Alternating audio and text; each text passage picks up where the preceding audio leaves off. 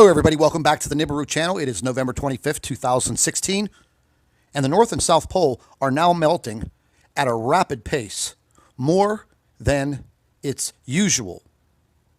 And there are several countries that are already inhabiting the South Pole.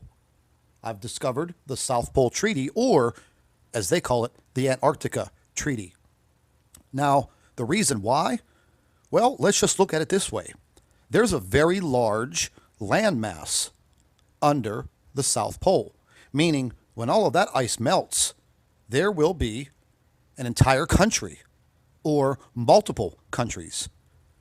Now, the same does not apply for the North Pole, and you will clearly see that later on in this video.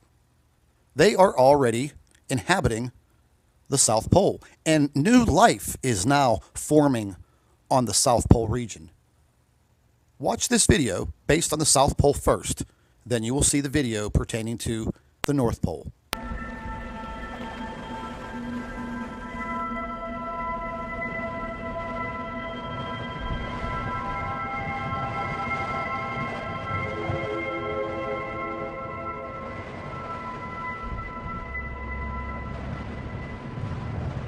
Here we've seen mean annual temperatures rise by about 3 degrees Celsius over the past 50 years, which is something like 5 times as fast as global average temperatures have risen over that period.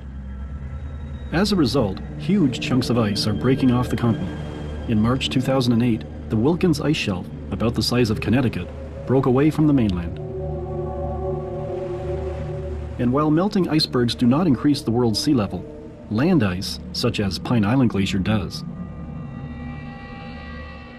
The current amount of water being input into the ocean from Pine Island Glacier alone, it's contributing a net 46 gigatons of water to the sea every year. If this one glacier were to melt completely, it alone would add 1.5 meters, or nearly 5 feet, to the world's sea level. And while this represents a significant threat to mankind, the flora and fauna of Antarctica are experiencing a genesis. With these plants, I mean, they may have been carried in by wind and that sort of thing for hundreds of years, but with warmer temperatures, you get the melting of the snow, and thus exposing rock, soil, allowing these seeds or spores to establish themselves and grow in areas where they would never have been before. Global warming may very well be giving rise to new life here in the world's largest desert, but at what cost to the rest of the world? Well, that was very interesting. Now, let's take a look at the North Pole. Like I was saying in the beginning of the video, if the North Pole melts completely, well, there's no land mass under the North Pole. It is basically an ocean. So you need land for life.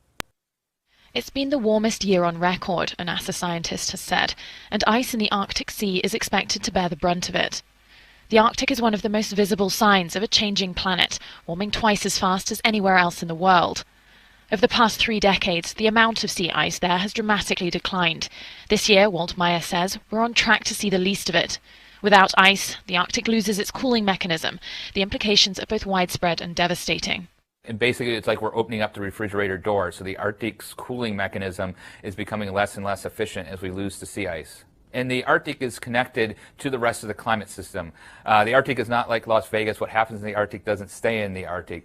And so as we are warming the Arctic, we're changing the balance between the cold Arctic and the lower latitudes.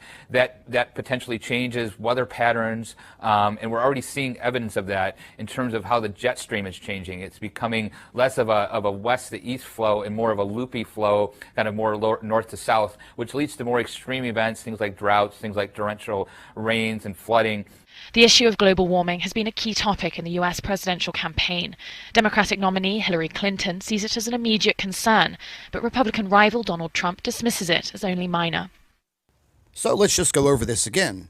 I believe the elite have known for a very long time what is about to happen. So therefore, they know that there is a very large landmass under the South Pole, and it will melt rapidly and has been heating up internally for quite some time. There is no landmass in the North Pole. So basically, that will turn to an ocean like it used to be, and we will have increased ocean levels. With a crustal pole shift, naturally, there will be increased flooding across the entire world. So large portions of landmass will be lost. However, the elite, they know this all too well, so therefore they have already planned out their civilizations in the South Pole region. And it's a fact, folks. Just do a little investigation, do a little research, and you will clearly see this. The North Pole and the South Pole are now melting at a very, very rapid pace. And the South Pole is being heated internally. And I do believe in a very short amount of time, you will see the South Pole region becoming a multinational country. And with that said, I'd like to thank all of our Nibiru watchers. You guys do a fantastic job. Would also like to thank you for your loyal subscribership. You can continue to email your photographs and your video to NibiruPlanetX2016@gmail.com. And don't forget to share our videos with your friends and family members on Facebook. And subscribe to the Nibiru channel for all of our current updates. And like I always say, keep an eye in the sky.